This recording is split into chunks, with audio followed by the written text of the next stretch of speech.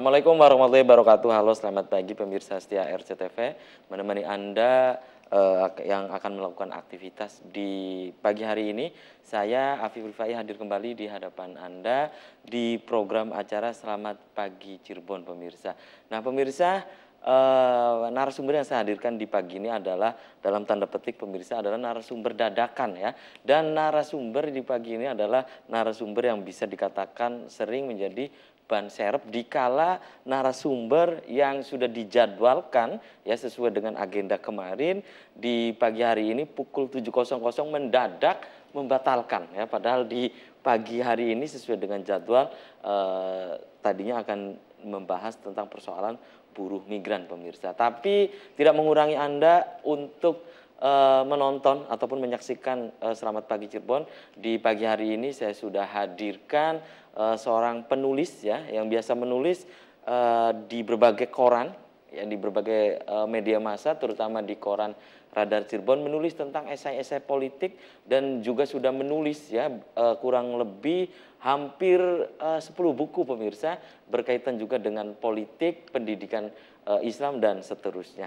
Nah, topik yang akan diperbincangkan di pagi ini juga pemirsa berkaitan dengan peta politik menjelang pilkada serentak di tahun 2018. Menjelang 2018 ya dan di akhir 2016 ini walaupun sudah kurang lebih 1 tahun ke depan, namun geliat untuk mempersiapkan diri baik dari partai politik maupun yang akan punya hasrat untuk maju di pilkada nampaknya sudah mulai muncul di permukaan pemirsa. Terlebih di Jawa Barat di tahun 2018 ada 16 kota kabupaten yang akan menggelar pilkada serentak. Nah, hal-hal itu yang nanti akan saya obrolkan dengan narasumber mendadak di pagi ini, narasumber yang sering dijadikan ban serep ya dalam tanda petik pemirsa di pagi ini ya, dan siapa lagi kalau bukan Mas Samsudin Kadir. Selamat pagi Mas Kadir. Assalamualaikum. Waalaikumsalam. Apa kabarnya Mas Kadir? Sehat. Oke, terima kasih Mas Kadir ya, sama-sama. sudah menyempatkan hadir di Selamat Pagi Cirebon. Di kontak jam 7 lewat padahal. Iya. Oke, Mas Kadir terima kasih nih sudah menyempatkan sama-sama. hadir di Selamat Pagi Cirebon. Dan Anda pemirsa di rumah, nanti di sepanjang acara ini saya mengundang Anda untuk bergabung di line telepon 0231 482138. Anda di sepanjang acara ini nantinya juga bisa berpartisipasi langsung. Silakan nanti memberikan pendapat, opini melalui pesan pendek atau SMS.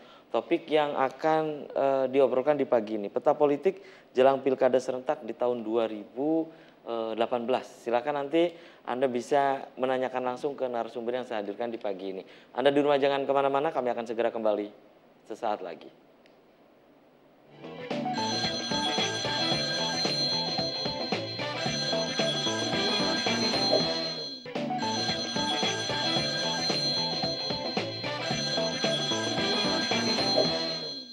Ya, Anda masih di Selamat Pagi Cirebon, saya ke Mas Kadir. Mas Kadir, Jawa Barat di tahun 2018 nanti ada 16 kota kabupaten ya, betul. Yang akan menggelar pilkada serentak nih, baik itu wali kota maupun bupati. Pendapat Anda di Jawa Barat nanti kita kerucutkan ke wilayah 3 Cirebon. Mas Kadir. Ya, ini kan peraturan yang menghadirkan pilkada serentak kan baru-baru ya. Dan kita sudah coba kemarin 2015 itu. Nah, kemudian 2016 berapa daerah, kemudian 2017 yang gelombang ketiga. Nah, kalau saya melihat plus minus gitu ya, ada kelebihan dan kekurangan. Tapi saya kira pola pilkada serentak seperti ini poinnya adalah bahwa masyarakat bisa terlibat langsung, kemudian ada efisiensi anggaran, sehingga kemudian masyarakat tidak disibukkan, bahkan negara tidak disibukkan dengan anggaran yang begitu besar kalau misalnya dipilah-pilah begitu. Nah, cuman konteks kritik kita adalah para calon biasanya. Para calon. Biasanya yang muncul itu mau pilkada serentak maupun tidak, itu yang munculkan tetap aja orang-orang yang sama. Maksudnya orang-orang yang sama gimana? Jadi lu lagi gitu. Ya begitulah. L-nya banyak gitu ya. Lu lagi ya. Nah, artinya mestinya menurut saya penyelenggara atau bahkan elemen sosial bisa membentuk semacam variasi sosial begitu dan begitu agenda yang bisa memunculkan orang-orang baru tanpa menafikan orang lama yang memang kompeten gitu.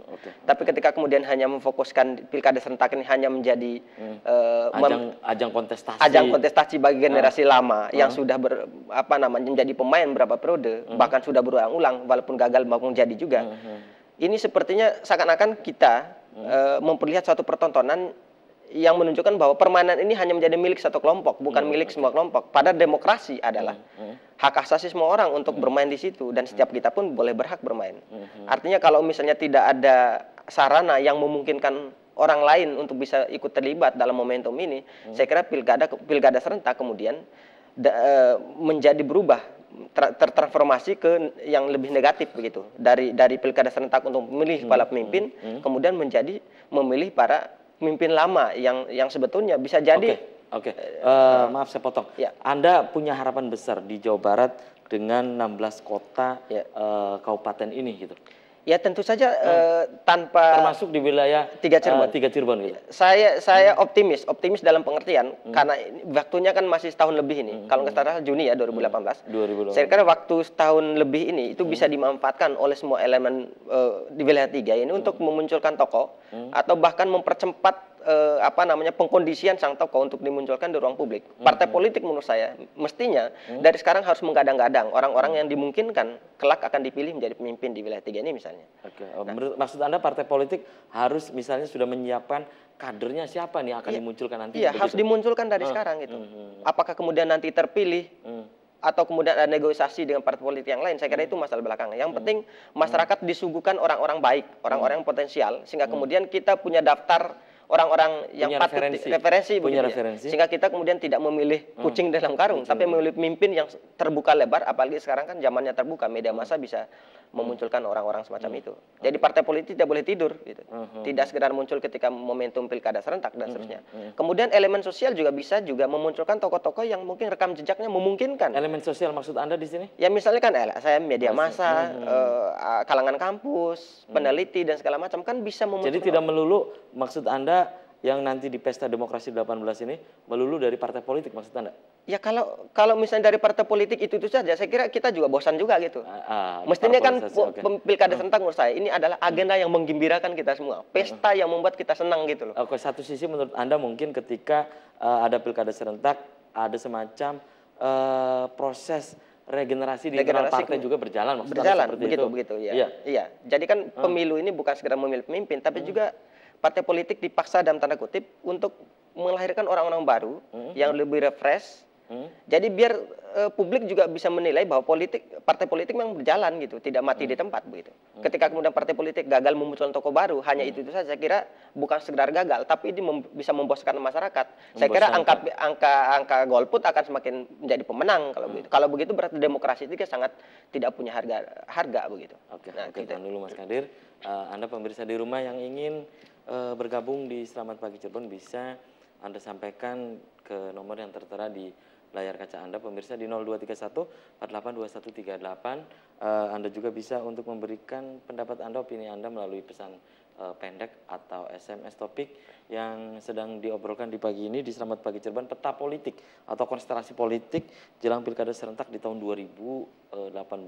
Tinggal 1 tahunan lebih lagi nih ya. Betul, ya. Tentunya partai-partai juga nih Mas Kadir sudah mempersiapkan kan, sudah mempersiapkan tentang kadernya siapa nanti yang akan maju ya. Yang tadi Anda sebut di gadang-gadang itu.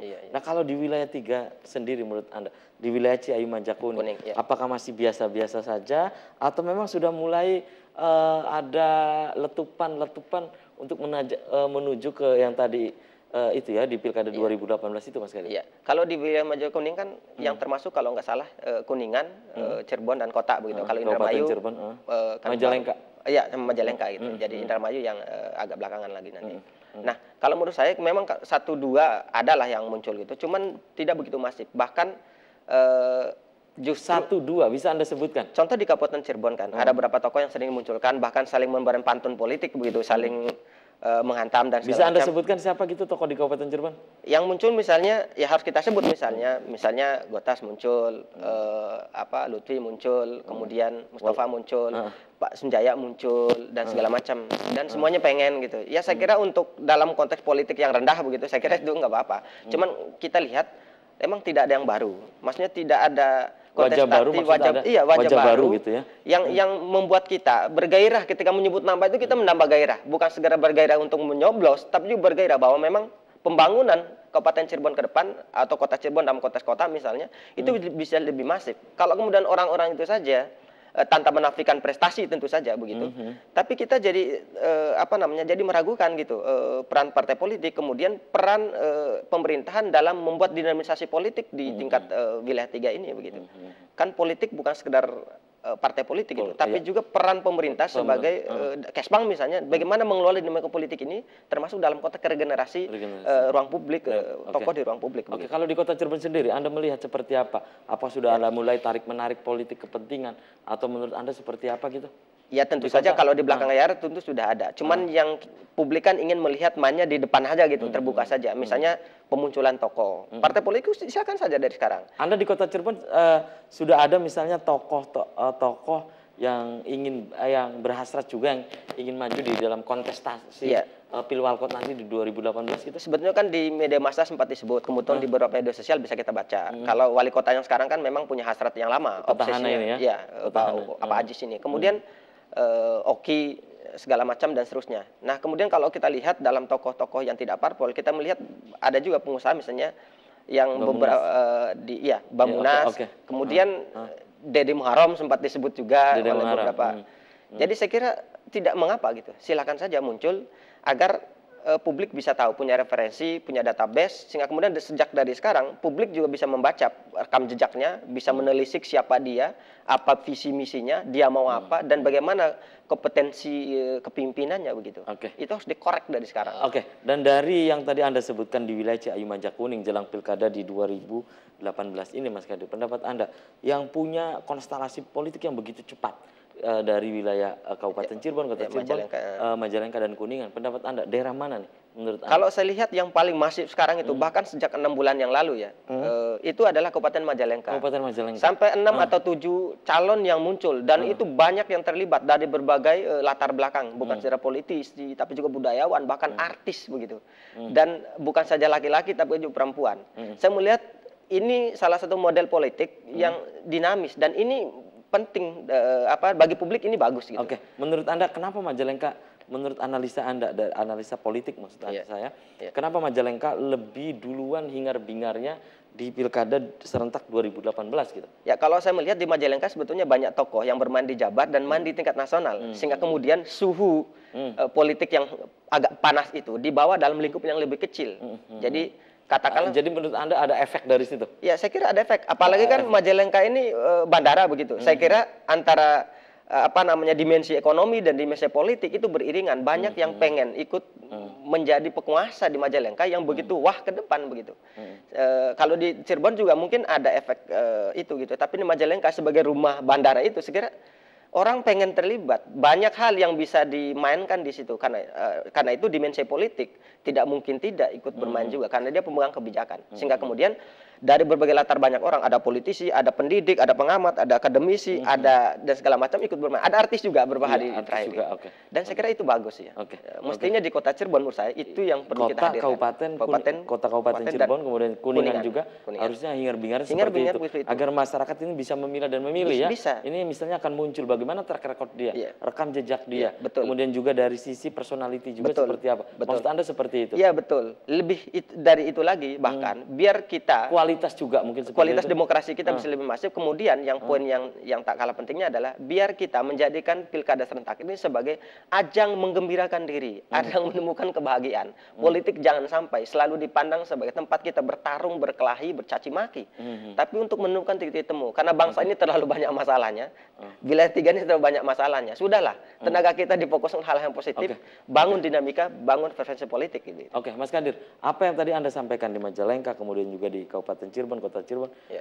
Kuningan akan menggelar pilkada serentaknya di pilkada serentak di tahun 2018 ini adalah terutama di Majalengka yang sudah ada beberapa pasangan calon yang sudah mulai muncul, termasuk Ikke Nurjana, itu kan, Terus petahana juga. Ya, petahana juga akan ikut lagi. Apakah ini merupakan sebuah isyarat bahwa modal politik, modal demokrasi maksud saya, betul, di Ciayu Majakuning itu sudah memadai? Tapi tahan dulu nih, Mas Kandir, dan Anda di rumah jangan kemana-mana, kami akan segera kembali setelah jeda iklan berikut ini.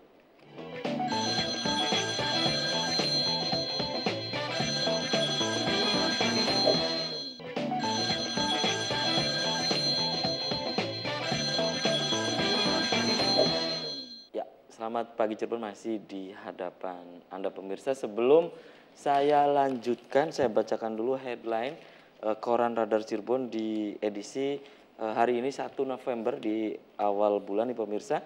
1 November 2016 di hari Selasa yang diturunkan di halaman utama Koran Radar Cirebon edisi hari ini. Kementerian Luar Negeri kembalikan warga Cirebon. Nah, ini terkait dengan bertahun-tahun tak pulang ke rumah pemirsa, kemudian ditawan oleh perompak Somalia. Nah, ini adalah warga Kabupaten Cirebon, ya, warga Kabupaten Cirebonnya di mana? Silakan Anda bisa membacanya di halaman utama Koran Radar Cirebon edisi hari ini. Kemudian kesehatan Pak Dahlan Iskan menjadi prioritas, ya. Akhirnya dukung Dahlan Iskan, tolak politisasi hukum. Pernyataan dari Kang Maman Imanul Haq, anggota DPR RI dari Dapil Sumedang, Majalengka, dan Subang, ya, Dapil SMS. Kemudian Anda juga bisa membaca tulisan dari Pak Dahlan, ya, di hari ini di catatan keduanya setelah kemarin. Catatan pertama, momentum Dahlan, korupsi saya di PT PWU Jawa Timur. Anda bisa membacanya di halaman utama Koran Radar Cirebon edisi hari ini, ya, Selasa 1 November 2016.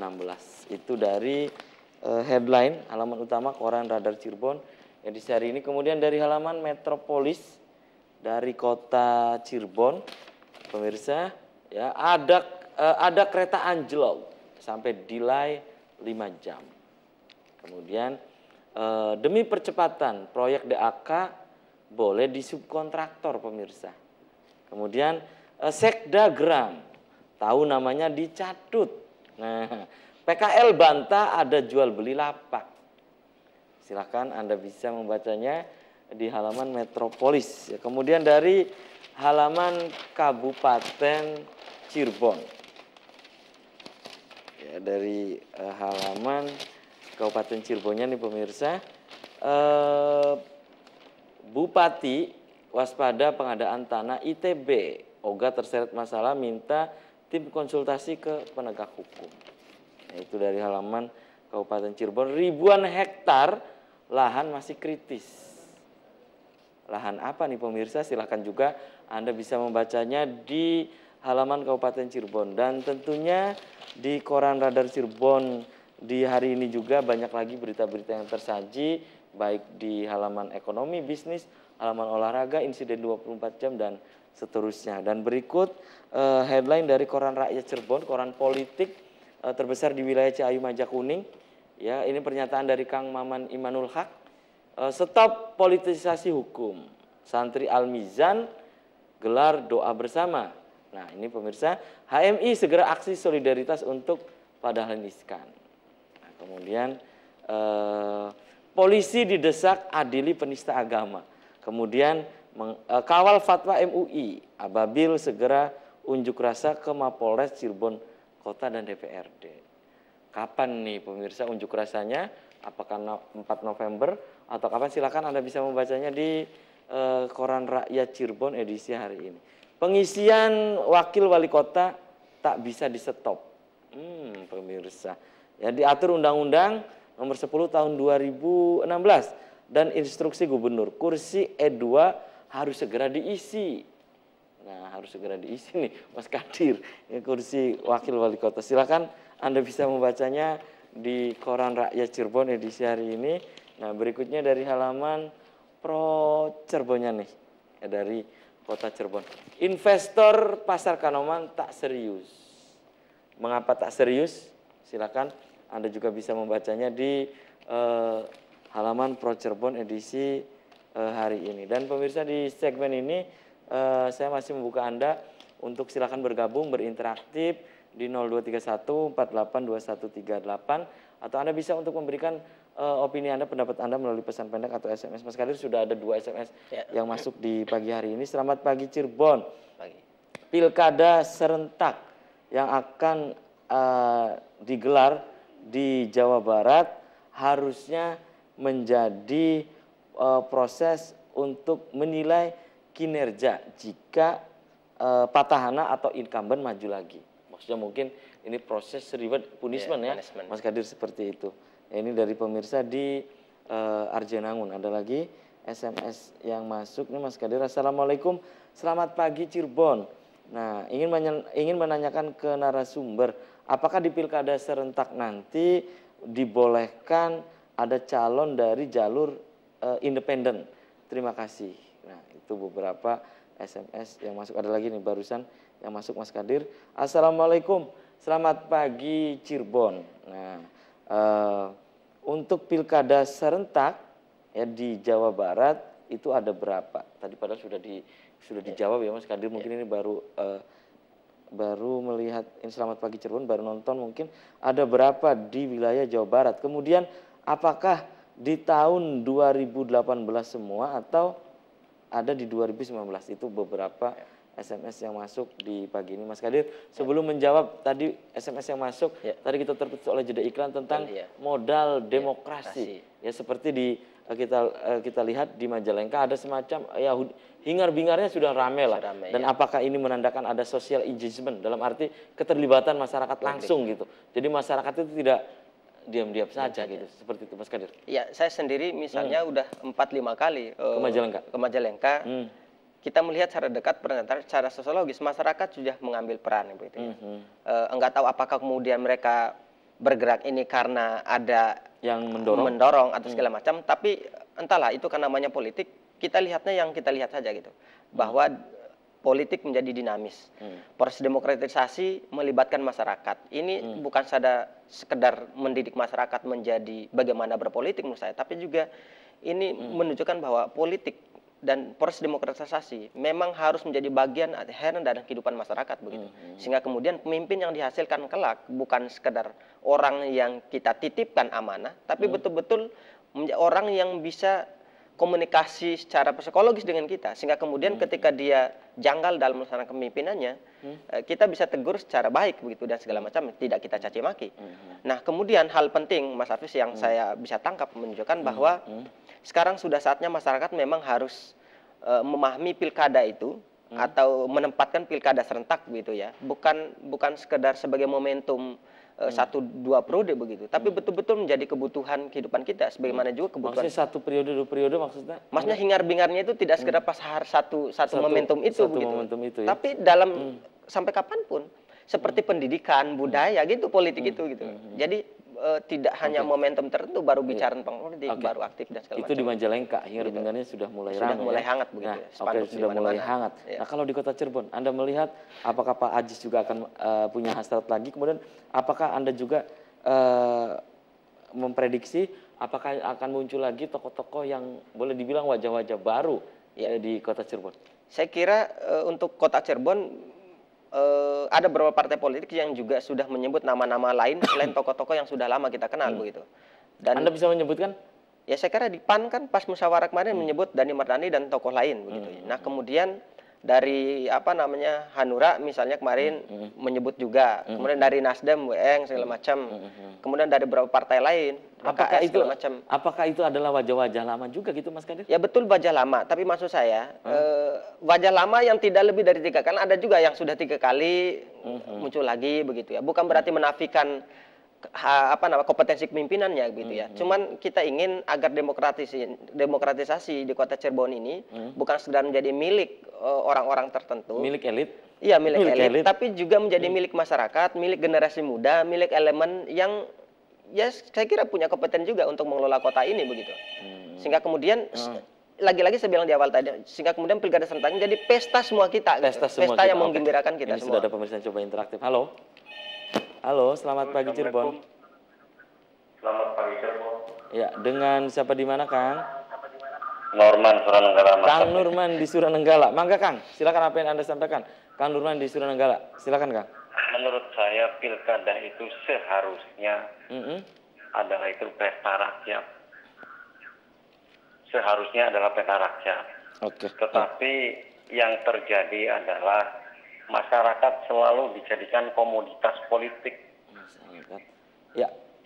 Karena apa? Salah partai politik juga menurut saya. Salah partai politik. Karena Anda partai bisa politik menyebutkan nih, Kang dalam Nurman. hal ini, Kang Nurman, ya, Anda bisa menyebutkan ini ada kesalahan dari partai politik, misalnya apa nih, Kang? iya, satu, banyak kesalahan partai politik terhadap masyarakat. Salah satunya. Satu, masyarakat selalu dijadikan objek. Oke, masyarakat dijadikan objek. Logika politik adalah partai politik itu adalah mendidik masyarakat untuk mengerti politik. Dan itu tidak dilakukan oleh semua partai politik di negeri ini. Karena ya mereka punya kepentingan gitu loh. Mereka tidak membela rakyatnya, mereka lebih memilih membela partainya. Oke. Jadi makanya saya berkali-kali berkoordinasi dengan ketua DPRD dan bupati bahwa ya yang namanya fraksi itu harus dibubarkan dari parlemen.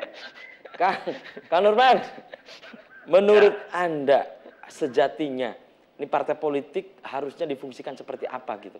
Kalau menurut Anda bahwa persoalan ini adalah karena mereka mengatasnamakan rakyat ya mereka harus mendorong kebijakan-kebijakan eksekutif harus pro rakyat. Sesuai ketika jadi partai politik harusnya kenapa saya fraksi dibubarkan? Mestinya itu mereka bikin dapil masing-masing gitu. Nggak perlu seharian ngantor di DPRD, di gedung Dewan, tetapi tidak tahu substansi masyarakat yang sebenarnya. Antara daerah satu dengan daerah yang lain itu pasti akan berbeda kepentingannya. Misalkan dari dapil satu di kabupaten, umpamanya atau di kota. Mereka lebih banyak pelesiran kok daripada melihat kondisi masyarakat yang sebenarnya. Baik. Sehingga tidak akan, kemungkinannya adalah kalau tetap bergulir seperti itu, bukan tidak mungkin akan terjadi disinsubordinasi rakyat terhadap partai politik. Oke, jadi menurut Anda ada semacam kalaupun ada pemimpin yang terpilih itu bukan pilihan rakyat yang dalam tanda kutip sebenarnya. Kang Nurman. Pilihan orang-orang yang pengusaha. Oke. Karena mereka adalah bupati bayangan atau wali kota bayangan. Oke, Kang Nurman, menurut Anda sehingga kebijakan-kebijakannya itu tidak pro rakyat dan itu terjadi di mana-mana. Kang Nurman, menurut Anda nanti akan terjadi deparpolisasi atau apa menurut Anda? Ya, kurang lebihnya begitu, Kang. Oke. Terima kasih Mas Kadir. Oke, Kang Nurman di Waalaikumsalam, Kang Nurman di Suranenggala. Lagi-lagi dengan suara dalam tanda petik suara lain dari Kang Nurman terhadap partai politik yang sepertinya sudah ada semacam distrust, ketidakpercayaan. Nah, ini ada SMS yang masuk nih Mas Kadir dari Darsim, Ketua Paguyuban Tukang Beca Cirebon di Kesambi. Tukang beca tapi sering SMS politik nih Mas Kadir. Peta politik pilkada serentak adalah politik pembodohan rakyat. Karena politisi tidak mengerti politik. Nah, itu dari Pak Darsim, Ketua Paguyuban Tukang Beca di Kota Cirebon. Kemudian ada lagi SMS yang masuk. Pilkada harusnya menjadi pesta rakyat. Nah, tapi sayang sekali pilkada, pemilu legislatif, pilihan presiden, pemilihan gubernur itu adalah pesta untuk orang-orang politik maupun pengurus partai politik, katanya Mas Kadir. Ada lagi nih SMS yang masuk. Masyarakat sekarang yang terpenting adalah bagaimana bisa makan. Mengenai pilkada, mengenai pilihan apapun, masyarakat sudah bosan. Yang penting pilihan-pilihan, katanya masyarakat. Ya, begitulah intinya begitulah Mas Kadir ya. Dan nanti dijawab Mas Kadir dan Anda di rumah jangan kemana-mana. Kami akan segera kembali tetap di RCTV.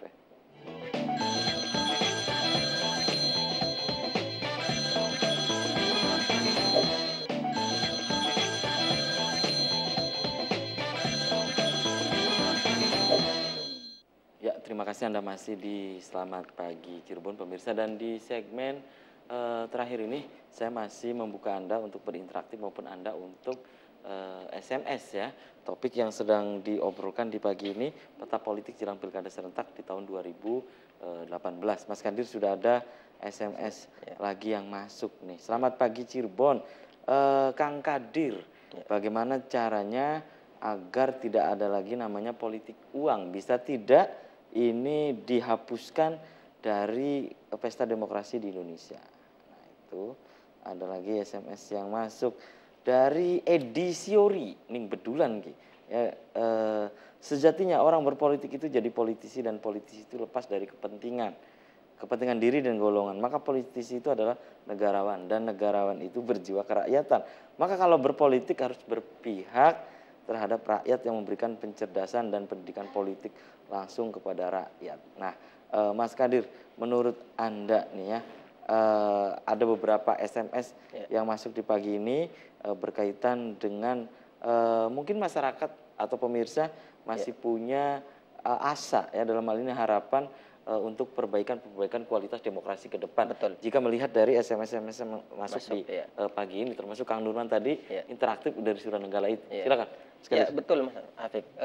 Memang kalau kita melihat praktek politik elit gitu ya, para politisi kita, memang kita kemudian dipaksa untuk pesimis begitu. Tapi sebagai warga negara yang berjiwa negarawan tentu saja begitu ya, kita tak boleh pesimis dengan kondisi yang ada. Kita selalu mesti menyediakan saldo optimisme gitu ya. Karena kalau kemudian elitnya membuat kita pesimis, kemudian kita ikutan menjadi pesimis, lalu daerah kita mau dibawa kemana, kota kita mau kemana, bangsa kita mau dibawa kemana. Karena itu dalam segala kondisi apapun kita harus selalu berpikir ke depan begitu ya. Ada kekeliruan dikritisi, ada kesalahan diluruskan, ada yang bengkok diluruskan dan seterusnya begitu. Karena itu kemudian kata Pak Norman tadi betul, saya kira melihat itu bukan konteks pesimisme ya, tapi itu kritik yang mestinya perlu didengar oleh para politisi. Ya.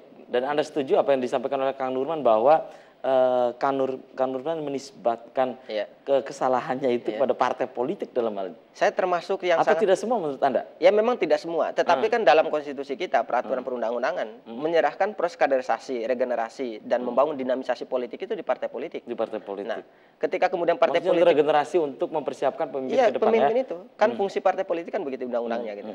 Ada fungsi kaderisasi, regenerasi, sosialisasi dan segala macam, dan mengakomodasi urusan publik begitu. Nah, ketika kemudian aspek-aspek ini tidak dimanfaatkan partai politik, lalu kemudian dipercayakan ke elemen sosial non partai politik, saya kira akan menjadi ngabur, walaupun boleh-boleh saja begitu. Cuman kan selain anggaran udah diserahkan partai politik, kemudian ya saya kira kalau misalnya partai politik mampu menjalankan fungsinya dengan baik, saya kira akan menguntungkan partai politik juga begitu. Akan punya efek nanti ketika pemilu. Orang tidak melihat benderanya, tapi lihat pekerjaannya, kinerjanya gimana begitu. Oke, kalau melihat kondisi saat ini, ya nampaknya sudah sedang tren nih, Mas Kadir, berkaitan dengan misalnya ini partai A, misal ya, partai B. Nah, mencalonkannya bukan dari kadernya. Nah, ini merupakan isyarat menurut Anda, apakah partai politik ini adalah kegagalan dalam proses kaderisasi di internal partainya, atau seperti apa gitu? Ya, dalam konteks, atau ini merupakan lonceng peringatan gitu untuk partai politik? Sebetulnya catatan kakinya sangat banyak Mas Hatip. Selain ini adalah titik nadir dari kegagalan partai politik dalam melakukan kaderisasi, kemudian dalam mempercepat proses kaderisasi kepemimpinan di internal partai, sebetulnya ini juga meyakinkan kita dengan suatu sinyalemen bahwa partai politik, apalagi dalam momentum pilkada, itu selalu kemudian dibeli dan terbeli begitu, dijual dan terjual. Sehingga kemudian yang banyak dalam tanda kutip konteks money politik tadi, yaitu yang akan kemudian ikut main. Walaupun mungkin dengan bahasa-bahasa yang tidak bisa ditelusuri secara hukum begitu. Karena sangat susah sekali kita membedakan antara biaya politik dan money politik sebagaimana dipertanyakan oleh penanya kedua ketiga tadi begitu. Nah, saya masih berlanjut dengan itu kemudian pertanyaan tadi, gimana apakah kemudian money politik bisa menghilang ketika kemudian partai politik kondisinya begitu? Saya kira sangat susah. Di Amerika yang negara yang besar begitu saja, proses money politik makanya tetap ada. Cuman mungkin kita harus mengarahkan agar penyelenggara pemilu bahkan pembentuk undang-undang bisa mempersempit ruang bagi proses ini gitu. Misalnya biaya partai politik, dana partai politik yang yang selama ini itu diserahkan ke partai politik dalam bentuk dana misalnya, itu proses evaluasinya berjalan. Jangan sampai ada dana partai politik misalnya ada 100 juta, tapi yang terevaluasi hanya berapa, kemudian keintegritasnya mana, hilang begitu. Saya kira ini perlu kita curigai begitu. Oke, Mas Kadir ya, Ya, betul. dari 4 kota kabupaten Wilayah 3. ya wilayah 3 Cirebon, di wilayah Ciayu Majakuning. Ya. Ini kan hanya satu di 2018 yang tidak menggelar pilkada, Indramayu. hanya Indramayu nih. Ya. Nah, 4 adalah Majalengka, Kuningan, Kota Cirebon, Kabupaten Cirebon. Dari analisa Anda dan hasil dari berbagai rekan-rekan dari lembaga survei nih. Betul. Nah, ke-4 kabupaten ini ya plus 1 kota ya, berarti 3 kabupaten, 1 kota di wilayah Ciayu Majakuning. Menurut Anda siapakah yang berpotensi atau mesin partai politik mana yang berjalan dari ke-4 kabupaten, dari ke-3 kabupaten dan 1 kota ini? Ini pertanyaan Mas Afif ini nukik ya. Menurut Anda? Saya dipaksa untuk menjadi dukun di tempat ini. Tapi paling tidak kalau dalam konteks opini publik, kita melihat ya tetap saja petahana yang muncul begitu. Saya bukan berarti tim sukses petahana, tapi ya begitu adanya begitu. Karena memang nggak ada yang baru yang muncul. Apakah ini menunjukkan bahwa orang-orang baru tidak mampu gitu, tidak punya pola inovasi dalam melakukan proses kapitalisasi diri dan kelompok pendukungnya begitu? Atau kemudian juga bisa jadi ini juga sebagai alarm bagi kita bahwa sekarang politik menjadi suatu hal yang tidak diminati oleh banyak orang karena tadi orang sudah kecewa, partai politik hanya jadi milik elit, sehingga kemudian masyarakat dinafikan begitu. Nah, makanya menurut saya peran media massa, program perguruan tinggi, peran lembaga sosial, menurut saya termasuk ormas segala macam, terus-menerus menyuarakan hal yang sama bahwa politik bukan sekedar milik elit, bukan sekedar agenda elit, bukan sekedar agenda pilkada serentak segala macam, tapi ini proses pencerdasan publik sebagaimana kita melaksanakan kebijakan pendidikan, politik, budaya begitu. Ini penting. Sejatinya seperti itu ya. Oke. Nah, kemudian masih terkait dengan pertanyaan Mas Afi tadi, apa kemudian ini di wilayah 3 ini masih muncul tokoh-tokoh itu? Saya kira ya harus diakui. Sekarang tokoh-tokoh itu masih, apalagi hasratnya. Pak Sunjaya di kabupaten masih mau obsesif gitu untuk meneruskan yang kedua kalinya, gitu termasuk di kota. Di Majalengka saya lihat lebih masif karena tentu saja Pak Bupati yang sekarang kan sudah 2 periode, paling petahana wakilnya yang akan muncul dan tokoh-tokoh lain. Kalau di Kuningan seperti apa menurut Anda? Kalau Kuningan kan masih digadang-gadang Pak Cep ya, Purnama itu yang kemudian tokoh-tokoh lain saya kira sampai detik ini belum ada yang muncul, apalagi kan Bupati pengganti begitu ya, baru berapa waktu. Saya kira masih tokoh itu yang muncul. Oke, jadi menurut Anda masih yang itu saja? Itu saja. Oke, termasuk di kota? Termasuk di kota saya kira, itu saja gitu. Nah makanya kita ingin memunculkan yang baru lah. Media massa juga saya kira punya peran untuk memunculkan. Oke, tahan dulu, sudah ada pemirsa yang coba interaktif lagi. Halo, halo, selamat pagi Cirebon. Halo, halo, selamat pagi Cirebon. Halo, ya terputus ya. Ada lagi SMS yang masuk nih Mas Kadir. Selamat pagi Cirebon. Diharapkan untuk masyarakat terutama di wilayah Ciayu Majakuning yang akan menggelar pilkada serentak di tahun 2018. Walaupun masih jauh, harap untuk benar-benar memilih calonnya yang punya kualitas. Halo, halo, selamat. Ya, terputus lagi. Jangan NPWP nomor piro wanita, intinya begitu Mas Kadir ya. Dan silakan Mas Kadir menanggapi SMS yang masuk juga nih Mas Kadir, silakan. Iya, tadi mengenai politik uang, saya kira ya kalau mau dihabiskan memang agak susah. Karena pemilih itu kan banyak juga yang lapar, jadi logika tanpa logistik juga rugi gitu ya.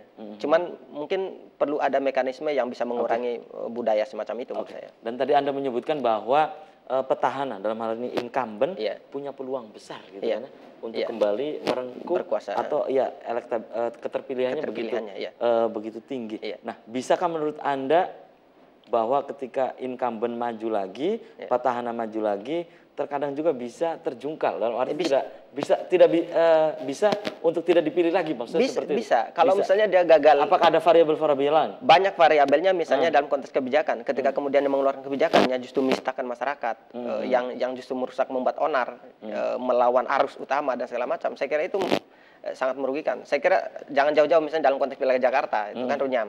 Saya kira dalam konteks wilayah 3 juga begitu. Itu satu. Yang kedua, ini ketika kemudian performa kepemimpinan, body language itu tidak masif, tidak meyakinkan orang kalau orang ini layak dipilih lagi, saya kira orang akan beralih ke lain hati begitu. Ketika kemudian, apalagi kemudian ada tokoh baru yang dimunculkan yang memungkinkan orang, meyakinkan orang untuk memilih orang itu gitu. Makanya ini alarm juga bagi petahana agar jangan bermain bersantai, jangan sekedar fokus untuk membuat janji baru gitu, tapi betul-betul kinerja selama pemerintahan sedang berjalan harus berjalan secara masif. Harus betul-betul begitu. Jadi menurut Anda bisa saja incumbent kalah, atau petahana ini kalah? Bisa. Tidak sangat dipilih mungkin. lagi? Banyak di pilkada daerah. Berarti menurut Anda secara tidak langsung Anda menyebutkan bahwa yang utama ketika nanti di pilkada, baik itu, di pilkada terutama, baik tapi itu untuk legislatif dan yang lain juga, orang itu persepsi dulu. Ya, persepsi orang. Iya, pandangan orang, kan orang sekarang kan gini, pemilih kita sekarang itu agak rasional begitu ya, agak maju. Orang akan melihat misalnya kinerjanya gimana, kemudian jaringannya gimana, kemungkinan dia untuk melakukan perubahannya apa, visi besarnya apa, kira-kira apakah dia mampu, bisa digadang-gadang mampu melaksanakan visinya tidak. Kalau poin-poin ini tidak bisa berjalan, ya susah.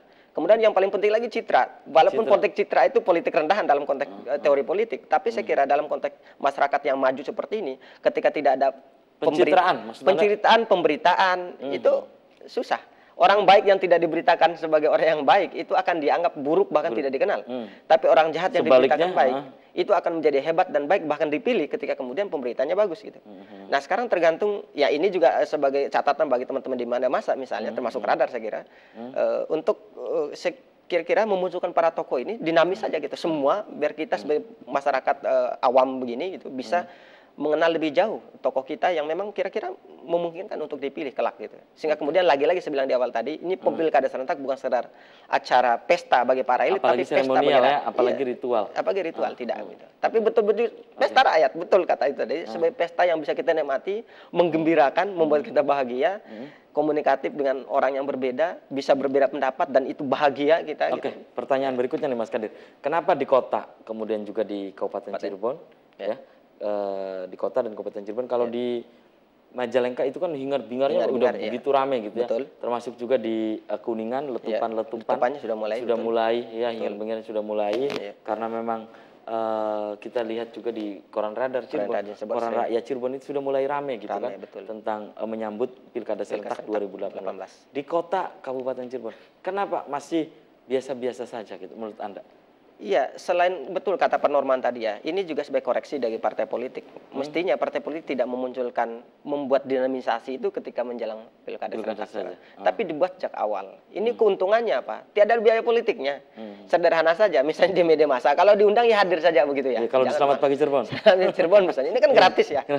Nanti kalau itu kan butuh iklan, dibayar lagi gitu. Kalau ini kan gratis. Satu. Yang kedua saya kira mesin partai politik harus dihidupkan. Mesin partai politik harus dihidupkan kembali. Kemudian yang ketiga, ini yang paling penting, elemen-elemen publik memang harus memunculkan dinamisasi. Perguruan tinggi sudah saatnya untuk melakukan diskusi-diskusi, elemen sosial melakukan survei dan pemunculan tokoh segala macam, saya kira biasa gitu. Kalau tidak, kita akan tidak ini gitu. Nah, kemudian yang keempat ini saya kira tokoh muda harus muncul. Mungkin wilayah 3 ini kan banyak tokoh muda. Hampir 70% penduduk warga Cirebon ini kan anak muda. Sehingga kemudian kalau ada orang-orang tua yang muncul, ya mereka antipati, ya bukan orang kita. Anda bisa menyebutkan tokoh muda itu siapa misalnya di wilayah Ciayi Majakuning yang menurut versi Anda ini layak untuk dan mumpuni, menurut Anda siapa? Ya, salah satunya. Pertanyaan Mas Afif memang luar biasa ini, memaksa saya untuk menjadi dukun lagi. Ya untuk kota misalnya, ya di DPR ada banyak yang muda-muda ya, yang variatif. Saya nggak mau berani menyebut, takut. Anda bisa menyebutkan misalnya siapa? Mas Dhani? Ya, Mas Dhani. Kalau di luarnya Dede Muharam, saya Agung Supirno. Kemudian Bu Eng juga boleh. Kemudian di wilayah kalau Majalengka saya kira banyak yang muda-muda sekarang, artis juga banyak. Saya kira nggak apa-apa. Buat saja dinamika. Dan sayang sekali waktu kita terbatas juga nih Mas Kadir. Terima kasih sudah menyempatkan juga hadir di Selamat Pagi Cirebon. Padahal dikontak mendadak jam 7:30 malah sudah dikontak. Karena sesuai agenda bahwa di hari ini agendanya bisa jadi berantakan karena memang narasumbernya menggagalkan mendadak gitu ya. Di closing statement, silakan apa yang Anda sampaikan Mas Kadir. Ya, terima kasih Mas Afif. Saya kira konteks pilkada serentak ke depan harus kita pahami sebagai momentum pesta rakyat, pesta kita semua, pesta yang menggembirakan kita semua. Karena itu partai politik yang punya peran penting menurut saya harus membuat sesuatu yang baru, memunculkan tokoh-tokoh. Kemudian elemen sosial juga harus terlibat, memberikan pencerahan ke publik bahwa politik tidak selamanya kotor.